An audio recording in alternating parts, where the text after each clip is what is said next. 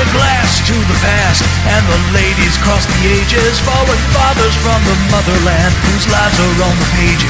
And the bard who said it best when he told us all the world's a stage. So fellas, grab a glass and lift your spirits to the seventh age.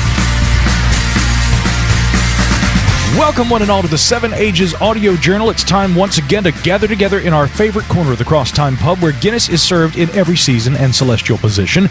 We are the Seven Ages team. I'm Micah Hanks, and joining me here are my friends and fellows Jason Pintrail of the Coastal Plains and Mr. James Waldrow of the Ozarks. Gentlemen, how we doing?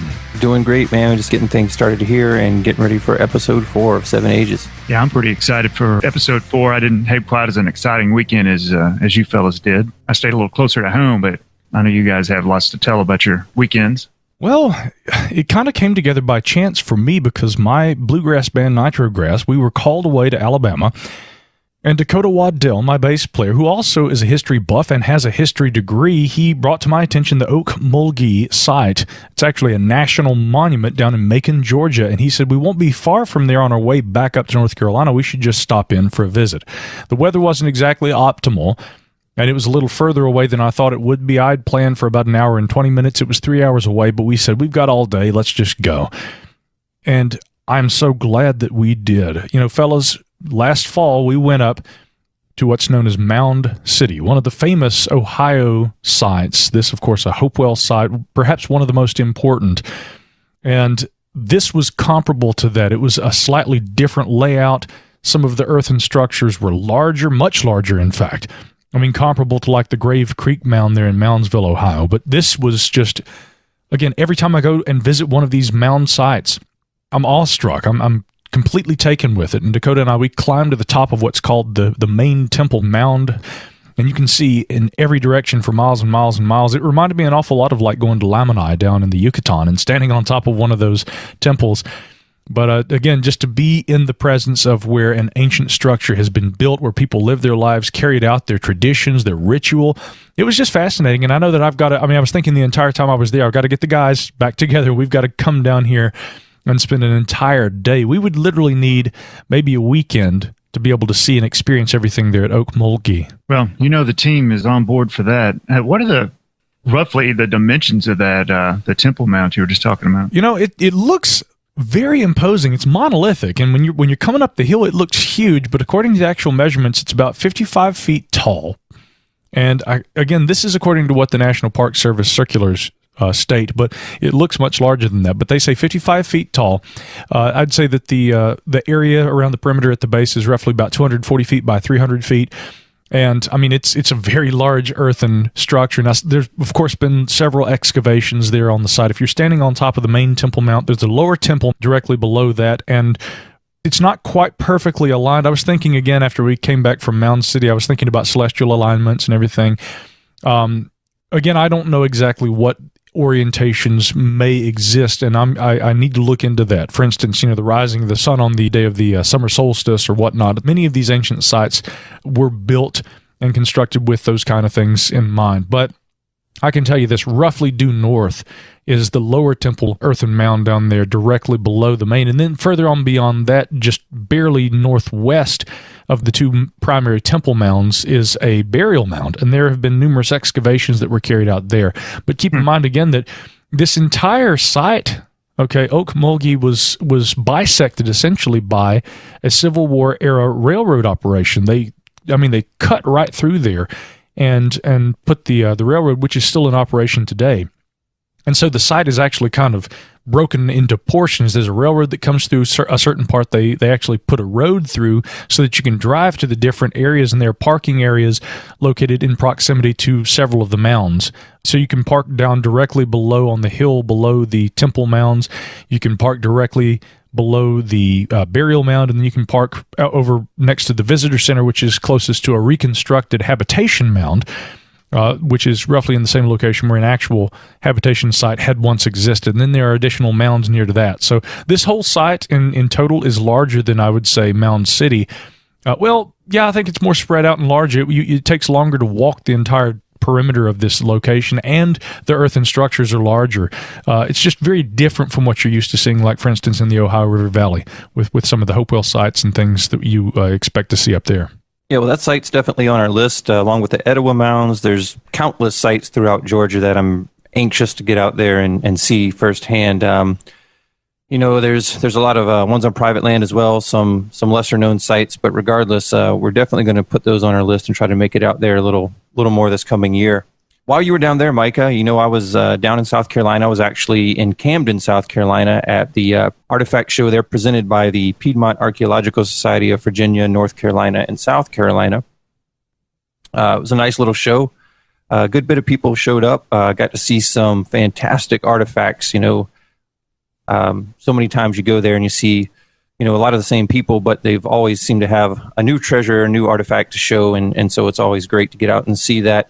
I also had the opportunity to spend some time with some of our old friends, some of our old acquaintances, and just had some great conversations. Talked about a lot of things going on in the world of archaeology right now, and it was just a fantastic day. I stayed out there about 3 or 4 hours and then headed back. Yeah, a nice little show, and it was a good way to kick off the first one of the season for us. That's the first artifact show that we've attended. And over the next few weeks, there's a couple places you can find the Seven Ages team. On February 8th, we'll be down in Augusta, Georgia, and there'll be a fantastic lecture that I'm really looking forward to, presented by the Augusta Archaeological Society on the Paige Ladson site, and the lecture is going to be done by John Ladson.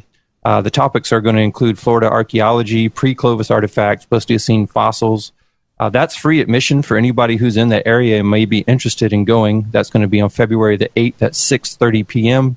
at the Augusta Museum of History, and again, that is free admission for that lecture by John Ladson. Also, on February the 10th, you can find the Seven Ages team at the Greenville Artifact Show. That's Greenville, North Carolina. That's going to be from 8:30 a.m. to 2:30 at the Holiday Inn Event Center, and that's going to be presented by the Mid-Atlantic Artifact Collectors Group. So we will have a table set up there at the Greenville show. If anybody happens to be in the area and would like to stop by and say hi, we're very much looking forward to meeting with some of the listeners. Yeah, that's going to be a lot of fun, and I'm looking forward to those. I'm sorry I missed the show this weekend, but I saw the pictures, especially the huge pieces of pottery that were intact. They were there on display. And folks, you can see those on our Facebook and our Instagram page, and look for more of that stuff as we go to some of these other shows. Absolutely. And, on that note of pottery, I should actually say that at Okmulgee, when you see the pottery and the array of different things, artifacts that have been collected from different periods at that site, the earthen mounds that are most prevalent, and of course what make this a national monument, those of course date to the Mississippian time. But interestingly, after the discovery of the Clovis type site at Blackwater Draw, New Mexico, the first Clovis found anywhere in the southeastern United States was actually recovered from the Okmulgee site. And it's a rather large representation of a Clovis point. It's I'd say a good 5-6 inches long.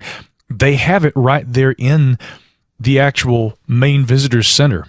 And when I walked in, I was able to go up and look at it, take photographs, and I spoke to the park rangers and said, "Now, I guess you guys have which pieces are replicas and which are the originals?" And they said, "Well, actually, everything here is the original unless it's otherwise noted." And I said, "Is that the original Clovis point over there?" They said, "Yeah, that's the actual one that was recovered. Now it's fragmented. Again, the point is broken right off the tip." But it's quite an impressive piece. It's one of the more large, probably the largest Clovis point that in terms of an actual original piece I've ever seen. And they had another there that's part of their collection, which presumably is also from the area, at least close by. But again, what they're lacking is definite representation of habitation that coincides with the Paleo-Indian period, again, going back from about 12,000 to 9,000 years ago. Presumably earlier too, and that's what's interesting, is there's a huge sign, and I wanted to bring this up to you guys. When you go in, over the area where the Clovis point is on display there in the visitor center, they've got a great big sign that says 17,000 years of habitation. And I went and I asked one of the park rangers on duty, I said, why do you guys have 17,000 years? That's a rather unconventional dating convention for designation of the Paleo-Indian period. Now, that's not to say that there isn't evidence of some people here in North America as much as 17,000 years ago. Of course, just last year, we have confirmation of a much earlier habitation at sites like Bluefish Caves up in Alaska. There are some more controversial sites like Topper that may go back even earlier than 20,000 years. But we know, of course, during our visit to Meadowcroft Rock Shelter, as discussed on the first episode of this podcast and our conversation with Dr. J.M. Adovasio, that the conservative estimate for the dating of the boundary in which the Miller Lancelet was found there at Meadowcroft Rock Shelter is about 16,000 years. So I asked the woman, I said, keeping in mind that that's probably, as far as North America goes, one of the earliest sites, why do you guys have 17,000 years written there? And the park ranger, she was a biologist, by the way, in terms of her training, who's become a lot like us, very interested in archaeology, despite, having an academic background in another discipline. She said, in my opinion, that was a decision that was made by someone at the time that the renovations occurred. They wanted to put that date on things. I dispute that date, especially as it relates to the antiquity of the artifacts recovered from this site. I'm not sure why they did that, but it was very unusual. You're not used to seeing emblazoned on the inside of a Park Service museum that you would visit, 17,000-year Paleo-Indian period. And again, it may not be wrong. If anything, they may have been a bit ahead of their time, but it was just interesting to see that. And so that particular artifact, though, that Clovis, that was just an isolated find, right? They didn't find anything else to support a Clovis occupation. It almost looks like they were just maybe passing through that area. Is that correct? There actually were on the Paleo-Indian boundary. Again, if we're talking about stratigraphy, coinciding with the discovery of the Clovis, which is indisputably large, fluted Paleo-Indian lithic blade, they did find other pieces of chert, and those are on display also, scrapers and things like that seem to also be from the Paleo-Indian period. But no, they didn't have anything else that was indicative of habitation. If anything, what I took from it was that during the excavations, they happened to find a fluted projectile point, which showed that there were Paleo-Indians active in that region as much as, again, 11, 12, maybe 13,000 years ago, maybe 17,000 years ago for all we know. But again, that to me wouldn't be associated with Clovis, like what we saw with the Miller Lancelet at Meadowcroft. That's an unfluted blade. That was a distinctly different type from what came later, and which, of course, was recognized as that great industrial revolution of the ancient Paleo-Indian period that was the fluted blade that we associate with Clovis. So, yeah, the earliest actual presence that they have on that site would, I would say, be closer to 12,000, 12,005, which is, again, why I asked them, why do you have 17,000 years there in the visitor center? That was kind of unusual. Very interesting. Well, nonetheless, I mean, we all know it's been accepted that the 12,000, 13,000 year mark would be more appropriate, but, someone maybe in the marketing department, who knows, was probably in charge of that decision a long time ago, and it's one of those things that probably just stuck over the time. Nonetheless, a fascinating site, though, and one that I definitely want to get back out to. There's quite a history there with the Mississippian culture as well. DeSoto had passed through that way, passing along a lot of his diseases and things that affected the people there greatly over time. But, it has a rich history. I mean, it goes all the way back. Obviously, if you're finding Clovis, there was a paleo habitation there, but it moves right on through the Archaic, right up to the Mississippian period. So a very important site. Nonetheless, regardless of the dating. Absolutely. And when it comes to archaeology, I mean, there's very little in the way of those things from the ancient past that aren't interesting and novel, and we're just finding more and more along those lines. And of course, one of the biggest stories that's come out in recent weeks has to do with a group of Israeli archaeologists and their assertion that they have discovered what they believe to be the oldest human remains out of Africa. But these dating back much earlier than previous migrations would have placed, again, 20, 60, 80,000 years ago. No, we're talking 200,000 years ago. Haaretz, of course, reports on this, saying that this jawbone found in a cave on Mount Carmel is a discovery they, quote, predict will change what we know about the evolution and spread of our species. And part of the whole issue about this, again, is that this jawbone was dated between 177,000 to 194,000 years ago, and that is strongly suggestive of the idea that Homo sapiens was already leaving Africa through the Middle East and populating the rest of the globe at a time when it was once believed people were really just first beginning to stir around and make their way out of Africa.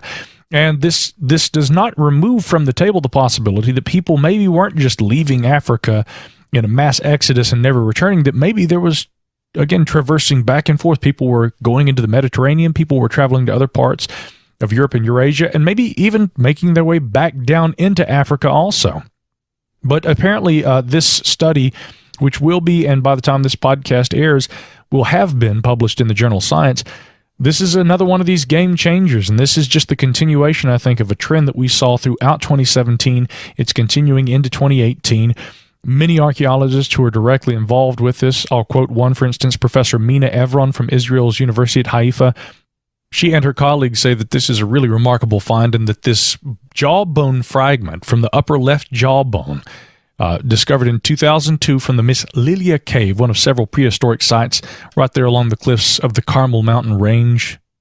This is really unlike any kind of other species. It has to essentially be Homo sapiens. They aren't sure, however, if it's male or female, but again, they can nonetheless tell from the morphological characteristics that we are looking at something that is distinctly Homo sapiens, and that this really, once again, pushes back the timeline and rewrites that history of human migrations out of Africa.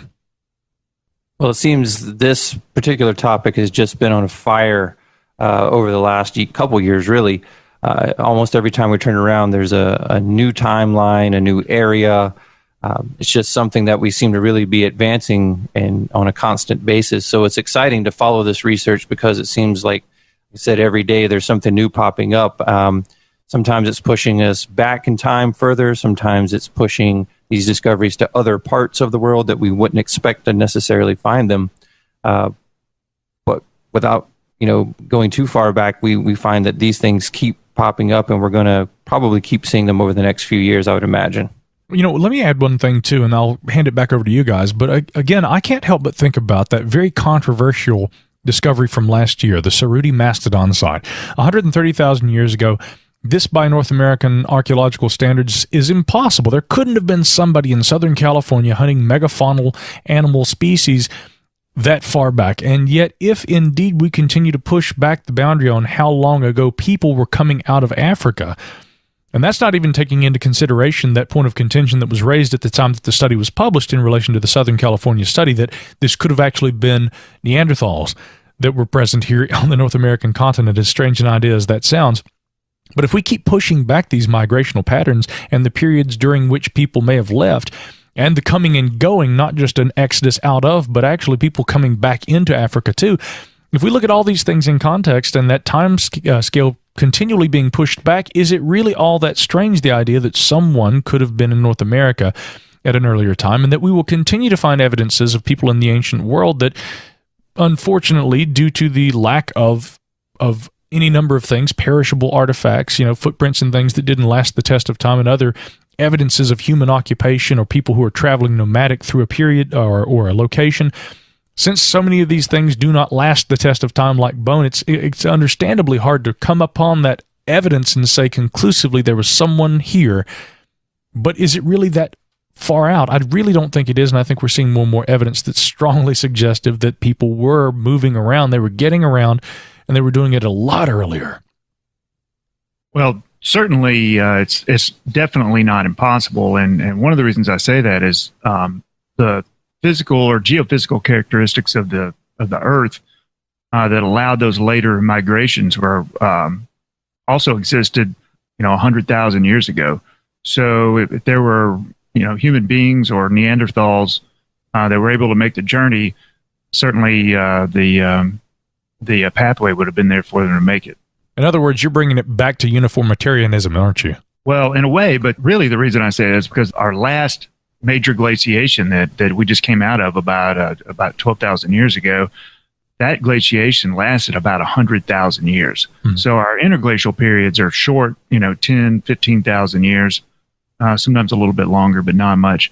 But the actual cold times, the actual glacial maximums last much, much longer. So that land bridge or whatever they used to travel, even if it was just along the edge of the ice sheet or along the ice flows, those conditions would have existed much, much further back than what we have evidence of human beings in North America. Yeah, absolutely. That's the great challenge that we are faced with. Whether we're studying history or archaeology, we go far enough back, and the further back you go, the harder it becomes to unravel these exploits of the people who traversed the earth in those times. Now, more recently, of course, it's a little more easy to study, and yet still there are great questions that remain. But later in the program, of course, we'll be talking with Dr. Bradley Lepper of the Ohio History Connection, not only about archaeological sites in Ohio, but also the broader discussion of how do we apply science in an effort toward understanding the way of life of people in the ancient past. We've got a little ways to go before we get to that. And of course, I know Jason really kind of bringing things closer to modern times. Food is always on people's minds, and that is whether it's today, whether it's hundreds of thousands of years ago. And that's not just relative to humans. Again, life on this planet, life as we know it as beings on terra firma, we rely on the consumption of edibles. And food is, therefore, I think, a great way to be able to gauge the lifestyles not only of ancient cultures, but of virtually any kind of life that has existed on this planet. We can learn an awful lot about life that has come and gone by what they have eaten and how they subsist. Well, I tell you, I certainly love food, and not just subsiding on a particular type of meal, but I like all kinds of different foods. So, we're going to talk a little bit here before we dive right in here about the difference between maybe cuisine and just eating in order to subsist. So I'll throw it back to you guys. James, do you have a particular type of food that you find to be a favorite? I really favor free food. That may be my favorite. There you go. Yeah. Smart food. Guy. And free beer. Hold on, I got to get our waitress over here and ask, how's our credit here at the Cross-Tyme Pub? This guy looks like he's getting hungry, and he didn't want to have to pay for it. I'll pick up the tab as usual. He'll have the fish and chips, I presume. Micah, what do you think? Do you have a particular type of food? I know you have quite the affinity for Asian cuisine. Is there anything else on your list? Well, I like all different kinds of things. I like Latin food. I mean, what I love to do is when I travel, I like to have what the locals eat. And whether that's, if I'm going to the Dominican Republic or if I'm going to, a county an hour away, I like to enjoy the culinary traditions of where I'm going. Now, I don't know if I'm one of the types who could eat a live, raw baby octopus. I find that kind of cruel, and I'm not so sure that I want the little guy, or maybe I should say appropriately in this case, the little sucker trying to crawl his way back out. Yeah. But as far as what I'm eating is something that is digestible and not going to try and make its way back out of my stomach, I'm usually okay with it. I do prefer my food cooked. And I'm actually not opposed to vegetarian cuisine, to tell you the truth. I'm the kind of person who I could live completely happily off of vegetarian cuisine. I'm a big fan of protein just because I think that we as humans have evolved to subsist off of that. But again, I think one of the beautiful things about modern culinary traditions is that there are so many ways to produce food and to prepare it, and to do so flavorfully with spices and with seasoning, that, again, I'm just as happy being on a vegetarian style of diet. So I like everything. I really do. I've been fortunate enough in my life to be able to travel extensively. Both my wife and I have a true affinity for all types of different foods. One of my favorites is Indian cuisine. I love everything about it. Cumin is one of my favorite spices in the world, and it's very prevalent in Indian food. Also love naan bread and all the things that go along with that particular type of cuisine.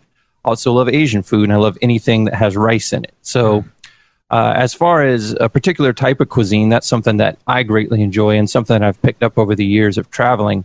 However, the United States as a whole, after the founding of our great country, there were actually maybe over 100 years before we ever developed a distinct cuisine here in this country. And that leads into the article that I found for this week.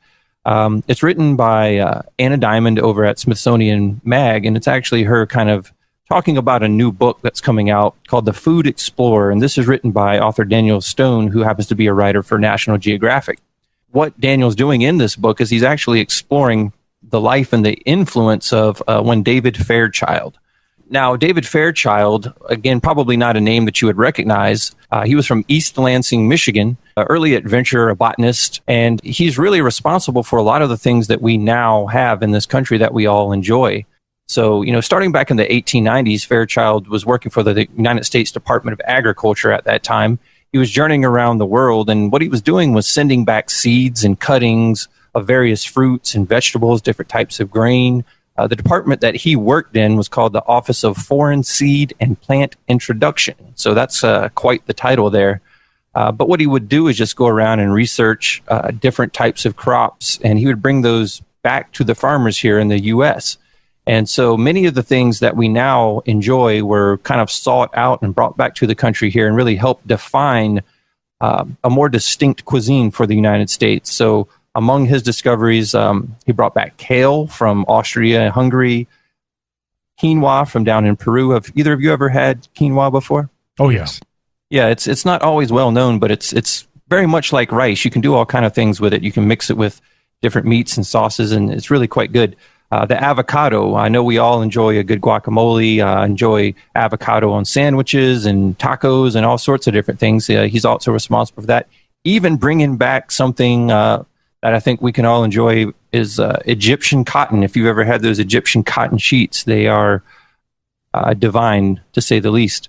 So, he's really the one that's responsible for bringing those type of things back to the United States and helping us to define a little bit more in detail a cuisine that we could kind of call our own, because up to that point, we were just simply eating meat, potatoes, and probably way more cheese than we should have, but vegetables and fruit seem to be lacking for the majority of the U.S. consumer at that time. So, fascinating article, and someone who really has a more significant role in the history of the U.S., at least as far as developing cuisine, than I think he's been given credit for. So, quite the interesting article over at Smithsonian Mag, and one that I thought played into the history angle just a little bit differently. You know who this guy sounds like? Is almost like an Anthony Bourdain type character. This guy was around today. Would he have his own television show about globetrotting and trying all types of different cuisine? The Anthony Bourdain of the early Americas.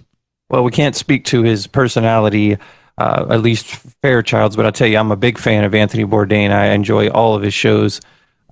And most people don't realize that actually Anthony Bourdain is quite the chef himself. Well, if we interview him for this show at some point, then I want to make sure that we do one of those in-house interviews so that he can cook for us too. Plus, it'd just be great to hang out with Anthony Bourdain. Heck, he didn't have to cook. Bring him to the Cross-Tyme Pub. We'll just hang out here. We'll pour up a glass. I'm sure we could have just as good a time just sitting around and chatting with him. I mean, just think of all the stuff. Well, we all know that he enjoys a good drink, and hey, we're at the Cross-Tyme Pub, so why not? Yeah, bring him on over. Okay, guys, let's change gears here a little bit. Let's play some geology trivia. What do you say? If we must. Okay. Obviously, nobody knows everything about everything. So I learned some very interesting information about volcanoes in North America. And I'll ask you, if either one of you know, how many active volcanoes are there in North America? 14. I'll say 10. Okay. Well, I would have guessed something around there, too. It's actually 169. Wow. Yeah. And about half of those are actually dangerous volcanoes. I'd say the bulk of them are actually in Alaska. But what this brings me to is this story about the volcano monitoring network that we have. And in my mind, I thought we had this robust network where everything was monitored and, we're all on top of it. Not that volcanoes really sneak up on anybody in this day and age, but the truth is it's not really quite like that. So the most dangerous volcanoes are monitored pretty robustly, but the rest of them in kind of descending order of dangerousness aren't really that well monitored. And it's kind of a hodgepodge patchwork network. It's not all tied into like some mainframe at USGS where, there's a crack team of experts on it at all times. So the folks at USGS obviously recognize this is an issue. So the first step that they took in developing the idea for this early warning system is a systematic assessment of threats posed by volcanoes to human life and infrastructure, enterprise, whatever you want to call it, what the current monitoring capabilities at each volcano and what the improvements necessary to fill the worst monitoring gaps. So let's find out where the holes are and try to patch those. So this has been done. It was actually done in 2005. And you can go on USGS's website and find that. But basically what it showed was that, and probably what you've already guessed, is that a few volcanoes are relatively well monitored with a bunch of different kinds of instruments. And many other volcanoes are monitored primarily by just sort of a sparse network of seismic instruments and that type of thing. And then there's some volcanoes that are basically not monitored at all. So the overall result of the assessment is the identification of 57 priority volcanoes that are under-monitored for threats posed and thus targets for improved monitoring networks. As we speak, there's a bill in Congress, House Resolution 4475, to get funding for this network. And I thought that this was probably the first time this has been tried, but apparently they've been at it for a while and just can't get any money out of Congress. So I guess if you live near a volcano or think you could be impacted by a volcano, potentially anybody in North America could, I guess, you would hope that they might want to spend a little bit more money on this effort. Didn't we talk on this program about all of the cleanup sites and all of the potentially hazardous sites and the sites where explosives may rest and things like this and sites of concern? Now we've got to do an all-new map where we mark all of the potentially dangerous active volcanoes that people didn't know might be in their backyards. All 169 of them. That's right. See, we do this kind of work so you guys at home don't have to. And speaking of you guys at home, guys, here it is, our 4th episode of the 7 Ages Audio Journal. We have finally begun to hear from people who are offering feedback on the program that we do, and we always like to acknowledge those folks at home who write to us. And, of course, Benjamin Conklin is going to be the first that we hear from tonight, who writes, Micah and gang, I finally got around to listening to the 7 Ages Episode 1. I started to have flashbacks to my undergraduate years at Mercyhurst, as I was in their forensics program. In other words, he actually went to school where the three of us, we three, went last fall and spoke to James Adavasio, and that's exactly who he's writing about here. He says, it was really great hearing Dr. Adavasio's interview, and it sounds like he's still a complete badass. I seem to remember him telling us a story about a knife fight he was in at some point. Anyway, thanks for bringing anthropology into the podcast realm, Ben. Isn't that great? See, he just confirmed everything that we already knew on our way up there, and especially after meeting Dr. Adavasio. Yes, he is a complete badass. I don't think it's any mystery that Adavasio is somewhat of a hero to all of us. The Charlton Heston, the Sean Connery of the archaeological world, whatever you want to call him. But left his impression on us for sure. The 7 Ages team, we have quite the high opinion of Dr. Adavasio. He was an incredible guy, and I look forward to, I hope, seeing him on down the road. And indeed, some of the folks there at the Heinz History Center had complimented us on the video interview that we did with him, which is on our YouTube channel. And be sure to head over to the YouTube and look for 7 Ages Research. You'll find us, and we've got that linked over at 7ages.org as well. Also, Betty June Farkas, a longtime friend of mine, she has chimed in after having listened to us, and she says, Mike, I haven't written in a while, and I thought I'd just say hi, and I'm glad to see you're as busy as ever. All's well here in Central Florida. Rose, the puppies, and I are all fine, and it's been a chilly winter in Central Florida, but I can't complain with the weather everywhere else in the U.S. I moved to Florida to be warm. Now, I wanted to say that I'm glad you tweeted about the 7 Ages Research, because I'm really enjoying your first 3 podcasts. These are areas that I'm truly interested in. Before I started listening to your other podcasts, I was voraciously reading about archaeology, early human migration, and Native American migration. And lately I've been thinking about getting back into those things, and now here comes your podcast. Now, the guys on your podcast with you sound intelligent and knowledgeable like you on these subjects, and I'm truly grateful. Hey, I can attest to that. These guys are far more qualified to talk about this stuff than I am, and yet for some reason, folks, they keep me around. Now, she says about Charles Manson, because I'm a true crime buff. She said in 1969, I was living in my hometown of Los Angeles. I remember the Tate LaBianca murders that summer and being glued to the newspapers and TV. The murders were sensational and in my backyard. Manson was literally in my backyard. Anyway, I got to talking about this to Rose when it dawned on me. Rose had never heard of Manson until 1976 when I told her about him as I was reading the book Helter Skelter. And it finally dawned on me in 1969 I was interested in the murders, and Rose was caught up in the Woodstock goings-on, The murders were 1 week before Woodstock. I guess we were just worlds apart. So I'm enjoying Seven Ages and Middle Theory. They're two of my weekly addictions, and I plan to leave a rating for Seven Ages on iTunes. So I must admit on Seven Ages that some of the information is over my head, like epochs, for example, but I'm glad when you guys explain it for the less informed. Love you, Betty June, your friend. Hey, Betty June, thank you so much for writing about that. And yeah, anytime we have any discussion of epochs, I'm going to let James explain that for us here for the benefit of all. That's the whole purpose about this podcast, by the way. The Seven Ages Audio Journal, three friends with interests in a wide range of different fields of study and disciplines of science. But we come together, we have a very casual conversation about these things, and we always want to hear from folks like you. So info@sevenages.org is the email. That again is info@sevenages.org. We're happy to feature your perspectives and questions you guys may have. And like Betty June said, she plans to leave a review on iTunes, and we would love it if more of you out there who are listening to this program, if you enjoy what you hear, the discussions that we're having, the topics that we're addressing, consider leaving a review on iTunes. That helps us further what we're trying to do. We want to try and have enlightening conversations about fun subjects that address history, archaeology, science, culture, food from time to time, as we've heard, and various other things. And you're always welcome, of course, to send along your requests for things you'd like to hear us talk about in these fields of interest. Be sure also to check us out on Twitter, on Instagram, and on Facebook. Just look for Seven Ages Research. We're easy to find, and we'll be happy to hear from you. As we'll be happy in the next segment to be talking with a true gentleman and a scholar, Dr. Bradley Lepper of the Ohio History Connection. We discuss everything with him, from the Serpent Mound to the actual beginnings of archaeology in America, when we return here on the Seven Ages Audio Journal.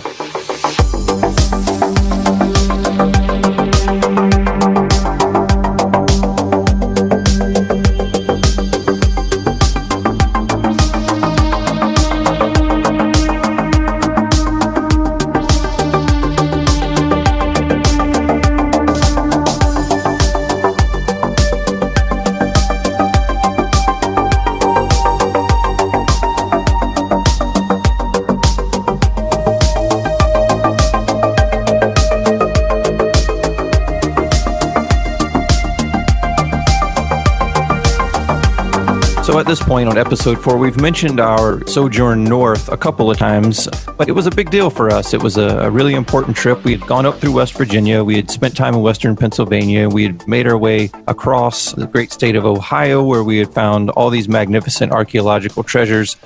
Great conversations, great times to be had. But it was, one of those synchronicities that kind of happens. We were there at the Mound City complex at the Hopewell site, and I'd been discussing with both James and Micah that, hey, I'm trying to arrange this interview with Dr. Bradley Lepper, who is the curator at the Ohio History Connection.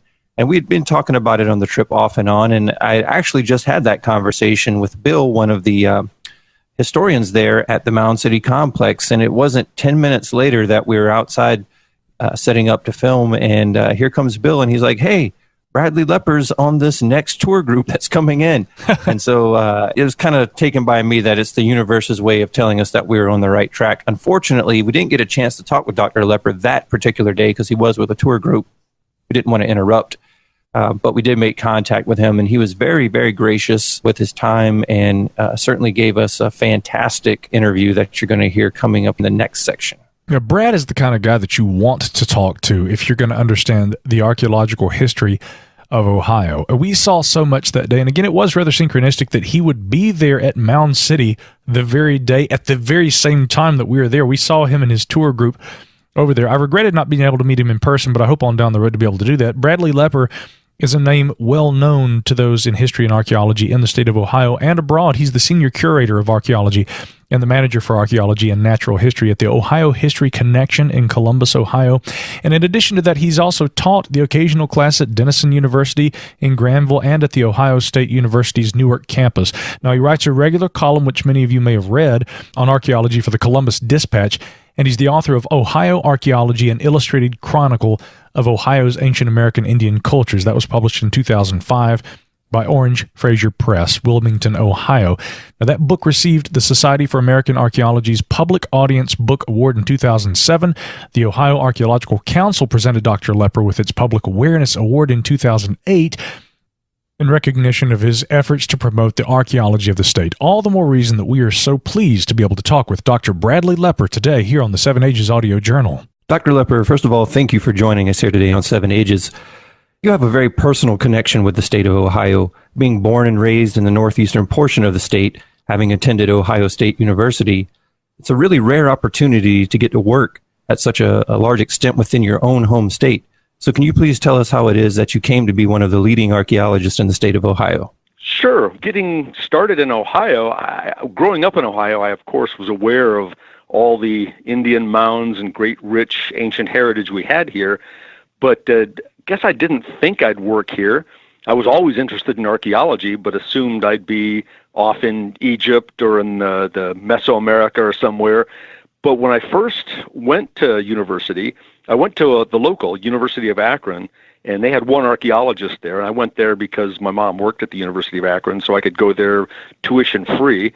And she'd made the deal with me that if I went 2 years to Akron and got the basic stuff done, she'd pay 2 years anywhere else I wanted to go.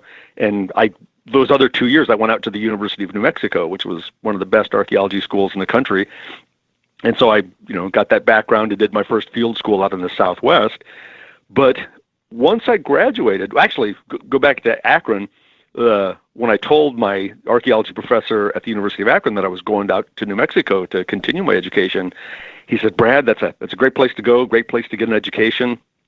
But he said, if you want to make a name for yourself in archaeology, you should go somewhere other than the Southwest because there are so many archaeologists working out there." And I sort of have had that in the back of my mind. And then when I got my degree from the University of New Mexico, I was paying for my education for myself then. So I came back to Ohio because there I could pay in-state tuition, and then worked on my master's and PhD there. And eventually, just because of the contacts I'd made, the fact that I'd been working as an intern for the Ohio Department of Transportation for a couple of summers and got to know Ohio archaeologists, I became fascinated with the archaeology of my home state, and the opportunities just opened up, and I had the opportunity to work for the Ohio History Connection, initially as the curator for the Newark Earthworks and Flint Ridge Museums.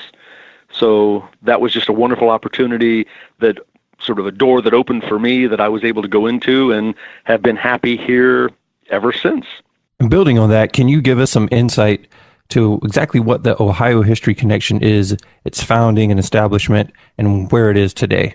Yeah, it's really an honor to be working for the Ohio History Connection and to be following in the footsteps and to be sitting in the same metaphorical chair as some of the really great archaeologists of the past, like William C. Mills and Henry Shetrone, Warren K. Moorhead. So yeah, it's great to be here. But the Ohio History Connection was founded in 1885 and was essentially a private nonprofit corporation, but was partnered with the state of Ohio to manage their state archaeological properties, historical properties, and natural history sites, and the collections. And it was founded partially because a lot of out-of-state institutions, the Peabody Museum, the Smithsonian, were coming and excavating Ohio sites and taking those collections back to their respective institutions, which was fine, but a lot of folks in Ohio said some of this stuff should be staying here to enrich Ohioans so that we don't have to go to Washington, D.C. or Boston to see this material. So that was part of what was on their minds, but then also there was a wide recognition that Ohio's archaeology was being erased by development. Farmers were plowing mounds flat. Cities like Circleville were being built on top of great earthwork sites. And because of that recognition that things were being lost, the society was partially founded then to try to recover that material before it would be lost. So we became this important research institution and devoted to research, but also preservation of sites, as we soon began to conserve sites like Fort Ancient was the first site that we preserved as a public park, and also public education. And that was also in our founding documents that we would pursue all three of those missions. and arguably, of course, for an educator, the three most important missions. Dr. Lepper, I've also got to say that when Jason, our team geologist, James Waldo, and I visited Ohio several months ago, we were just enamored with the quality and the number of archaeological sites that you have in your state. I mean, it's just truly, I think, for lack of any better term, a magical place. Absolutely. I mean, the amount and concentration of sites there in Ohio is truly unbelievable. And it reminds me, in your book, Dr. Lepper, Ohio Archaeology, an illustrated chronicle of Ohio's ancient American Indian cultures, there's a quote there in the preface by David Hurst Thomas that says, "For some reason, Americans tend to overlook the extraordinary archaeological real estate of the heartland." I found that quote very striking. Could you please build on that and give us a little bit more of an explanation? Yeah, David Hurst Thomas, who's the curator of archaeology at the American Museum of Natural History in New York, and who was very gracious to write that for us. But the idea that so much wonderful archaeology is here, and if you're, sort of in the know, you know about it. But if you live here, a lot of people don't even know what's right in our own backyard. I think one of the most, I don't know if it's a good story or a terrible story, but when I first started working at the Newark Earthworks, the Great Circle, which is where my office was located, a 1,200-foot diameter Hopewell Circle in the middle of Newark and the cities of Newark and Heath, there was an auto dealership across the street. And when we were settling into the community, my wife and young son were over there trying to buy a car, and the car dealer, the dealer that was talking to my wife and son was chatting them up, saying, "Oh, well, what do you do for a living? What does your husband do?" And my little son piped up that my daddy's an archaeologist. And my wife said, "Yes, my husband works at the mounds." And the guy said, "Oh, what mounds?" And she pointed across the street at the Great Circle. She said, "Those." And he looked, and he didn't see mounds.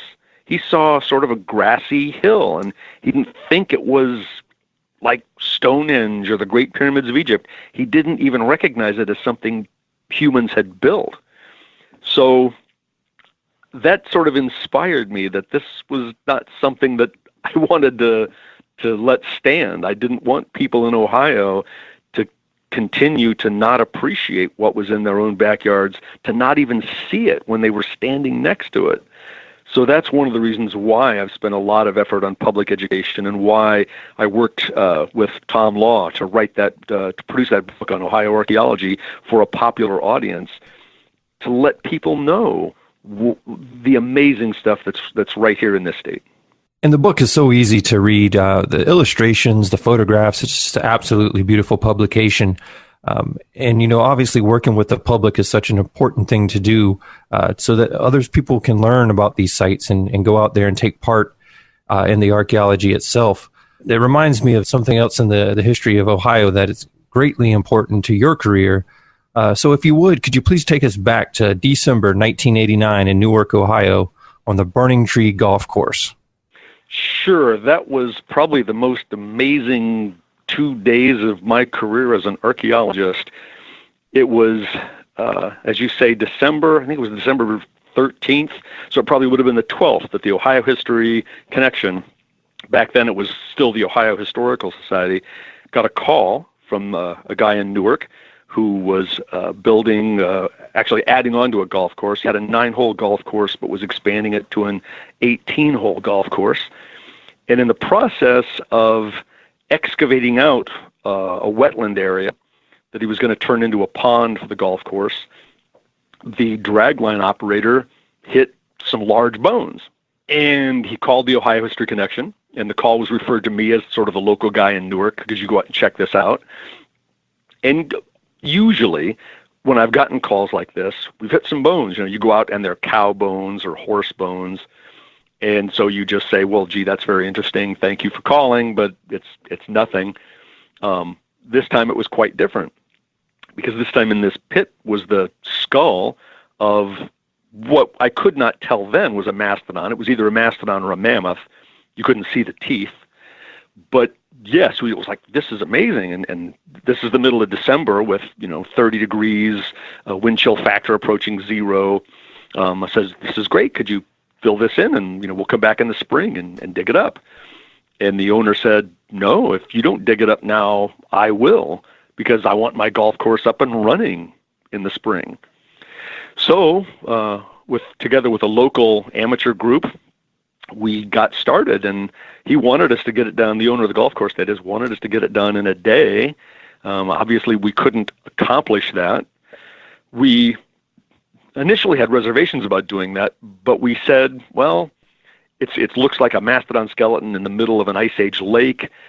It's not an archaeological site. It's probably a mastodon that fell through the ice or something and just got deposited at the bottom of this lake by accident.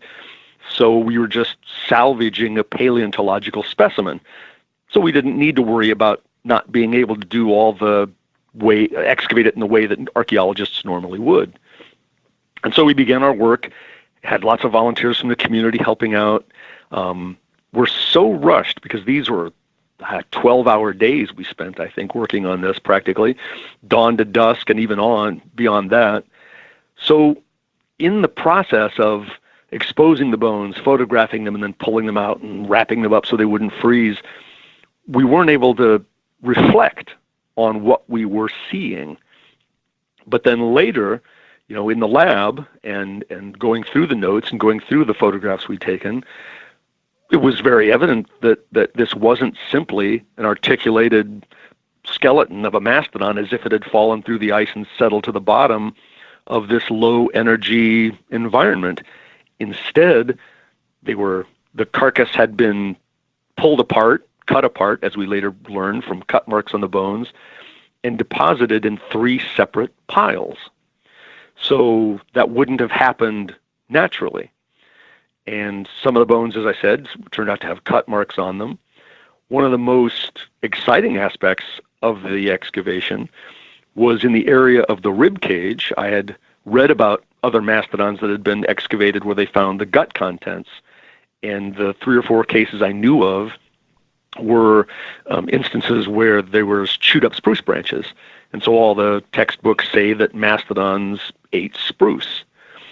Well, when I was troweling very carefully in the area where the ribs had been, I didn't find anything like that. So I wasn't convinced that I'd found gut contents when I turned up this stripe of purplish, finer peat than what was in the surrounding dark brown or black peat. So we took samples of that, since we didn't have much time to do much of anything else. Took several bags of that, labeling it red-brown peat, as I recall, in the bags, and worried that, it's going to freeze, and when we get it back to the lab, it'll just mildew before we can do anything with it. But the guy I was working with, Paul Hogue, said, well, I can just put these bags in the freezer in my garage where he stores deer meat and such, and we'll just leave it there until we know what to do with it. And I said, okay, well, that sounds good. So we did that. Probably a couple of months later, it was in the spring, there was a group from Ohio Wesleyan University that came out to do pollen cores in what was left of this bog to help describe what the environment had been like. And we took that group to where we had the mastodon bones and were doing our analysis and basically just trying to conserve the bones at that point. And I told them this story. And the guy in the back raised his hand, this group of students and some faculty. And he said, well, if you think these are gut contents, have you looked for bacteria? And I said, oh, no, you have to understand, this is 13,000 years old. There's not going to be any bacteria. And he said, well, I'm Dr. Gerald Goldstein, and I'm a microbiologist, and yes, there could. What did you do with the samples? I says, well, they froze, so we have them frozen in a freezer, thinking that might be bad. And he said, well, that's perfect. If you'd done anything else with the samples, if they dried out, I wouldn't be able to look. But now I can look for bacteria, and would you like me to do that? And we said, yeah. So we sent him off with a bag of the material, and he called us back a week later and said that he had revived a species of bacteria, Enterobacter cloaca, that only live in animal intestines, which confirmed for us that the sample we had was indeed from the mastodon's intestines. the fact that there was no spruce in it, but instead it had chewed up pondweed and swamp grass and water lily, changed our ideas about what mastodons were eating. So the fact that we had revived bacteria, we were in the Guinness Book of World Records for a while as having the oldest living organisms on the planet. We changed people's ideas about what mastodons ate, and we had what appears to be mastodon, if not a kill site, at least a place where the mastodon had been killed and butchered nearby, but then this pond was used as a meat freezer to store this cache of mastodon meat, which was a pretty exciting addition to this story of the burning tree mastodon. So yeah, that became quite an interesting thing, and it was the one of the top 50 science discoveries of 1991 in Discover magazine. Wow, that is truly science at work. Dr. Lepper, something else we've got to ask you about, of course, as it relates to Ohio, is one of the sites that we visited while we were there, the famous Serpent Mound. And, of course, being one of the, if not the largest effigy mound resembling a serpent anywhere in the world, I mean, to have it right there in Ohio in your backyard must be fascinating. There's also some arguments that go back and forth about who built it, how old it is. We definitely want your opinions on that. So let's talk a bit about the Serpent Mound. What is it? What's the significance, and who do you think constructed it? Sure. Serpent Mound is, as you said, the largest serpent effigy in the world. And it's not just the size, it's the remarkable sort of naturalism, and the design of it is just incredible. I don't think it compares to like any other effigy mounds. So the question of who built it is absolutely fundamental, because if you want to understand what it represented, it has to have a cultural context. It's a very different mound if it was built, 10,000 years ago, than if it was built 1,000 years ago. So, but the problem with trying to understand the age is from the very first time it was explored by Frederick Putnam of the Harvard Peabody Museum, he didn't find any artifacts when he excavated trenches through the Serpent. There were 3 nearby mounds and a village site. 2 of those mounds had artifacts that we would now call artifacts from the Adena culture. One of the other mound had artifacts from what we would call the Fort Ancient culture. The village was primarily a large Fort Ancient village, but beneath that there was evidence of a smaller Adena occupation. So many archaeologists appeared to assume, or did assume, didn't appear to assume, many archaeologists assumed that since the Adena built these 2 nearby mounds, the Adena also must have built the Serpent itself. And that assumption was widely agreed upon for a long time. Right. And when I got involved in it, there were a couple of amateur archaeologists, Bob Fletcher and Terry Cameron, who had an idea from their readings of Putnam's original work that there had been an ashy layer at the bottom of the mound. Now, Putnam knew nothing about radiocarbon dating, but we thought if we could reopen one of Putnam's trenches and collect samples from that ashy layer at the bottom, we would be able to radiocarbon date the mound, have this burning event directly at the bottom of the mound, and establish a definitive age for the mound. So we put soil cores down across the Serpent along its long axis, trying to find one of Putnam's old trenches. In one of the cores, we did find a lot of disturbed sediment, so we excavated a very narrow trench into it, confirming that this was an area of backfilled trench. Then we worked that trench back very carefully and very slowly until we got to the intact mound, the edge of Putnam's old trench, and then profiled that. And unfortunately, there was no ash layer at the bottom. So we were a little frustrated at that. But since we had the trench open, we decided to do what we could. So we collected bulk sediment samples from the best preserved, most intact portions of the mound, 2 separate parts of it, floated those, found particulate charcoal in that, which was identified as white oak, radiocarbon dated both samples, and they both came out identical samples of 920 years ago. So clearly a Fort Ancient date of about, I think when it's corrected, around 1100.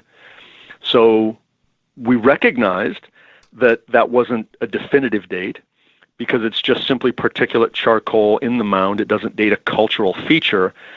But on the other hand, that does seem to give you a sort of a maximum age. If it's got charcoal that's 1100 or 11 AD, 1100 AD, it doesn't seem, it's hard to account for that being there without some elaborate, story of a tree growing on it, getting hit by lightning, and somehow earthworms dragging charcoal down in there. Or as another scenario of a mound being rebuilt at a later time. I guess I'll get back to that later. Sure. It would be hard to account for that charcoal being in the mound if the mound was any older than that. So we thought, and we presented a paper, that this was compelling evidence that the Fort Ancient culture built the mound.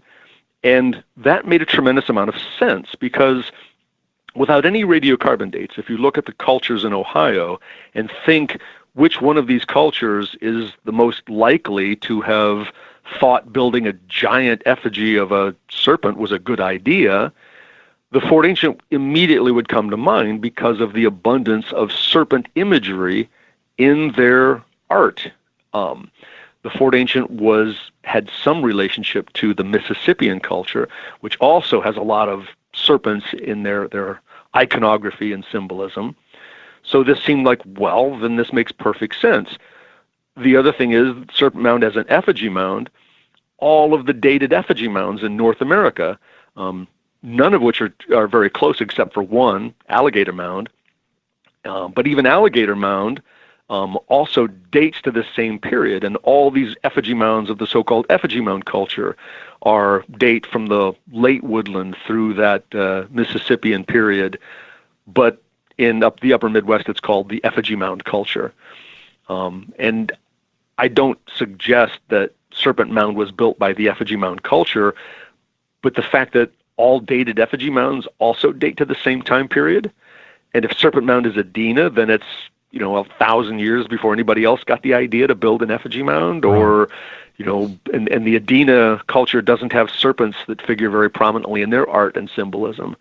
So all of that seemed to suggest to me that, and the colleagues that I was working with, that Serpent Mound fit comfortably, both because of our radiocarbon dates and because of the idea that a serpent mound like that would have a cultural context. It would fit into a broader cultural context, is what I'm trying to say. Absolutely. Well, recently, though, that was back in the 90s that we did that research. Mm-hmm. So recently, Bill Romaine, an independent archaeologist working with some other colleagues, applied for a research permit to do soil cores in the serpent to, I believe ostensibly, he was going to look to see if they could find that ash layer. They never did either, but they dated organic sediment at the base of the mound in several places. And the dates that they got for that they got, I think, 6 dates that ranged between 600 BC and 300 BC. And their argument that they put forward now in 2 papers is that proves that the Adena culture, after all, did build Serpent Mound. Uh-huh. And in their current paper in the Mid-Continental Journal of Archaeology, they say, so what that the Adena didn't have any serpent symbolism in their art. Lots of cultures, and they refer to the Islamic early Islam and early Christianity didn't have images of Muhammad and Jesus in their art, even though those figures were very important for their religion.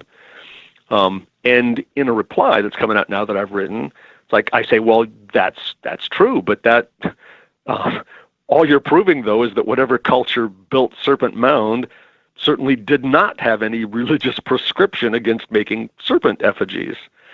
So I think that's an argument against it being built by the Adena culture. But nevertheless, they think their dates prove that. I think their dates on organic sediment at the base of the mound, and they claim, by the way, that they're dating a buried A horizon, this dark soil layer that's the active soil surface that sort of you're walking on usually when you're walking around on the ground, and that when they built Serpent Mound, they just piled the earth on top of that. But Frederick Putnam, when he excavated the mound, said that through the trenches that he excavated and excavating around the outside of it to determine its width, he determined that before Serpent Mound was built, the people who built it had scraped off that horizon, that dark black layer, as he described it. So if that's true, the surface on which the mound was built would not date to the time the mound was built. It would date to some deeper level that was older than Serpent Mound by an unknown amount. So the fact, from my interpretation, the fact that these dates on organic sediment from a deep layer of soil that originally was deeper than the surface of Serpent Mound, it's just dating the age of that soil. It's not really directly informing us about the age of the mound. So it's an interesting debate, but I still think the bulk of the evidence point towards a Fort Ancient age for Serpent Mound, but I acknowledge that it's still an active scientific debate. I don't think we've decided yet exactly how old Serpent Mound is, or, as the Remain and his colleagues have suggested, that it was originally built by the Adena, and then this section of the mound that I dated with my colleagues back in the 90s had been eroded and then rebuilt or refurbished by the Fort Ancient culture. I mean, that's a tenable hypothesis. Mm-hmm. But once again, I don't think it's supported by the bulk of the data. I don't think their argument for an early Adena age is supported by their data. Right, and what you guys did certainly supports that cultural context as well. Dr. Lepper, coming around to another cultural question, and actually one that relates to early science with regard to the Serpent Mound, and this is something that I know it's well known for being. It is particularly aligned with certain celestial phenomena, such as the rising and the setting of the sun on the solstice. Certain lunar cycles have been hypothesized to equate roughly to the bends in the body of the serpent itself. Can you comment on that and the possible astronomical knowledge of the native cultures who did construct the mound? Absolutely. I'm skeptical of some of those dates or some of those alignments for the curves of the body. Mm-hmm. And I guess I want to preface this by saying that I think the ancient cultures of Ohio and around the world, for that matter, were very careful observers of the sun and the moon and the stars, and had a lot of astronomical knowledge, which they often incorporated in their ancient monuments. So, the Newark earthworks is a spectacular example of that, in that the circle and octagon at Newark includes alignments to the 18.6 year-long lunar cycle. So, in suggesting I'm skeptical of some of the alignments at Serpent Mound is not at all to suggest that I don't think these people, could have understood the movements of the sun and the moon. I do think the alignment of the serpent's head points towards the sunset on the summer solstice. That's a very compelling alignment. I've been there and I've witnessed it. But the proposed alignments for the three main bends of the serpent, one group of people says it's lined up to the summer solstice sunrise, the equinox sunrise, and the summer solstice sunset. Another group says it's lined up, those same coils are lined up to the northernmost rise of the moon, the southernmost rise of the moon, and then the midpoint in the lunar cycle. But it seems to me that if you can make the same curves line up to those same phenomena, you're not getting much precision in that alignment. There's too much fudge factor. The sight lines along those coils of the body are not long enough to get very precise alignments. So I wouldn't be at all surprised if the builders of Serpent Mound did intentionally include alignments to the sun or the moon in the body of the serpent, but I'm not convinced that we can demonstrate that reliably today. Right.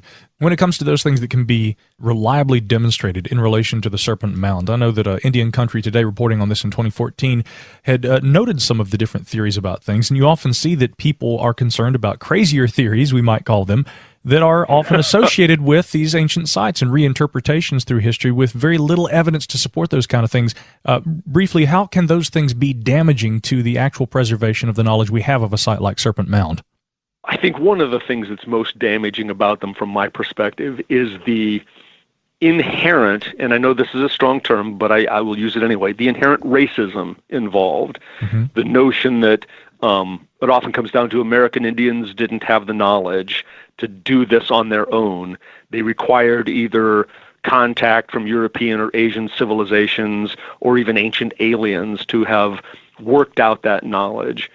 And by making those kinds of wild speculative arguments, people are essentially robbing American Indians of their heritage, of the accomplishments of their ancestors. That, for me, is the most pernicious and awful thing about these speculations, really without any data other than sort of Eric von Daniken, the father of ancient astronaut stuff. His original argument was, gee, I couldn't build one with those kinds of alignments, therefore those stupid people in the past couldn't, therefore ancient aliens must have been involved. I mean, and that's really the same kind of logic that's being applied by these people, because there is no evidence whatsoever of ancient Europeans or aliens being at these places and being involved in their construction. These were built by brilliant American Indians who had accumulated centuries of knowledge about astronomy, geometry, earthwork building, and there's no evidence to suggest they did it anything other than on their own. Indeed. I do think that based on what we know now about cultural evolution in the Americas and about the genetics of modern American Indians as well as the ancient DNA recovered from ancient human remains, that the data have accumulated to such a level now that any arguments that Europeans were here, that they had any significant impact on American Indian civilizations or Asians for that matter, are really beyond the pale at this point. It's not out of the possible realm of possibility that, you know, some Roman ship with some survivors cast up on the shore, and maybe the survivors lived for a day or two, but proving that something like that happened. I mean, if you found a Roman ship, for example, as have been claimed, you know, buried in the sediments of the Amazon, that's certainly possible. But the idea that there was any significant contact is thoroughly refuted by the complete absence of European DNA in modern American Indians, as well as their ancient ancestors, the ancient DNA, by any significant, you know, cultural achievements that can be linked directly to European or Asian civilizations. Yes, I do think those are as absurd and as damaging as ancient astronauts' claims today. Indeed. Dr. Lepper, I truly appreciate your perspectives on all this. It's so wonderful to speak with somebody who's so fair-minded about this and who maintains such a wonderful scientific disposition on all of the subjects that we have addressed. Please tell folks who are listening at home how they can find out more about you and the work that you do, not only in your home state of Ohio, but of course where they can find you online as well. Sure. I'm at the Ohio History Connection, and the Ohio History Connection website has a lot of information about how you can contact us. It has information about all the sites that the Ohio History Connection maintains, but there'll be contact information for how to contact me, and I welcome anybody that wants to send me an email to ask for more information. There's the book that you've already mentioned that I wrote with several colleagues, An Introduction to Ohio Archaeology, that's got bibliography for further reading if you wanted to pursue that reading any further. There's also a wonderful web page called the Ancient Ohio Trail, or a series of web pages, in fact, and you just simply have to go to a search engine and type in Ancient Ohio Trail, and you could find it. And it has a lot of information, particularly about the Hopewell culture sites, as well as Serpent Mound. And these are sites that they're national historic landmarks, or in the case of Hopewell Culture National Historical Park, it's a National Park Service site, and they're on the United States tentative list for inscription on the World Heritage List for eventual nomination to UNESCO for hopefully eventual inscription. And so there's a lot of detailed information and videos about those sites in particular, which are some of the most spectacular sites in Ohio, certainly.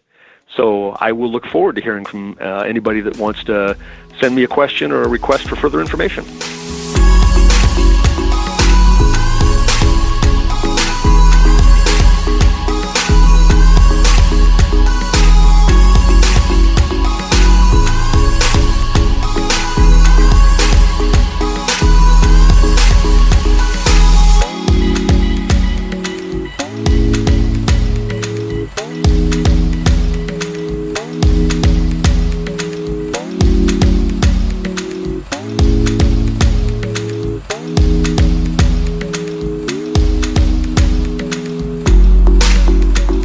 to tell you, that's a really great interview. And here we are on episode 4. We've got 2 great interviews with 2 great archaeologists, well known in their field. Well, it's humbling, I think, at times to be able to sit down with people who have spent so much time in the field and really kind of rewriting their way through the past. There's so much that we don't know about where we come from, and we have to use these contextual clues that we can take from the earth and the things that are left behind by people from earlier times. Dr. Lepper, just like Dr. Adavasio on our first episode, and many more that I'm sure we'll talk with in future editions of the program, they have really laid the groundwork for our understanding of where we have come from and really the origin of people and their way into North America. We're always humbled by these experiences, and the people writing in to express appreciation for what we're doing. We feel the same every time we get to sit down with one of these gentlemen. We have some fantastic interviews that we have planned in the future. Also, some of the top female archaeologists and scientists that are out there as well. We have just a plethora of interviews and possibilities coming up in the future. Everyone's been extremely receptive to our research and what we're doing here. And we just hope that we can continue those relationships because they're highly valued, and we certainly appreciate everyone's time and interest in the Seven Ages Project. We share many interests, and it's always good to be able to share these interests with each other and with you guys when we have these discussions here at the Cross-Tyme Pub. Gentlemen, once again, a job well done. Time to pour up another glass, and I know for my part, I've got a book to go put my nose in as well once we wrap this up. But I want to thank you both for being here and being a part of another fine edition of this podcast. Well, I just heard last call here at the Cross-Tyme Pub, so I'm going to go settle up my tab and make my way to the door. So I will see you guys on the next episode. All right, gentlemen. See you next time. Likewise, my friend, likewise. And be sure, all of you out there, before you pour up your glasses, to check us out on Twitter, Instagram, Facebook, and don't forget YouTube, where we have videos as well as interviews that we feature with some of the fine guests you hear on this program, some of our travels and trips around the country. It's always our pleasure to share what we do with you guys. I'm Micah, along with Jason and James. It is the Seven Ages Audio Journal.